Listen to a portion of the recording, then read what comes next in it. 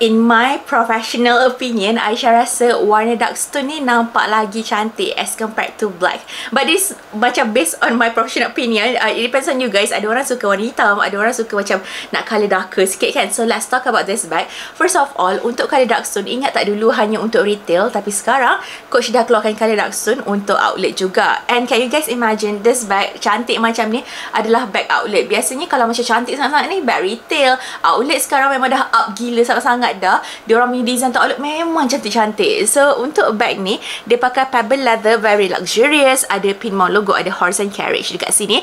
And also dekat belah zipper belah sini pun ada horse and carriage as well. Belah belakang ni ada zip pocket. You can fit your iPhone Pro Max kat belakang ni. Ada base kat bawah. Okay, pakai top handle memang cantik gila pakai kerja macam ni kan. Pakai kerja, you're fired, I don't like you, what are you still doing here, macam tu kan. Dia macam ada vibe sikit tau. Yang ini Aisyah dah try masukkan laptop 13 inch, tak boleh. Okay, for the inside, okay, ada story patch. Boleh kalau nak screenshot, boleh screenshot lah. Ada story patch, ada style number as well. Ada multifunction pocket, belah dalam pakai fabric. It comes with a crossbody strap, adjustable and detachable. Yang ni smaller iPad should muat, botol air, mini telekung, agenda, planner boleh, tapi laptop yang tak boleh. Aisyah nak attachkan the crossbody strap. Untuk berat bag ni lebih kurang 500 gram.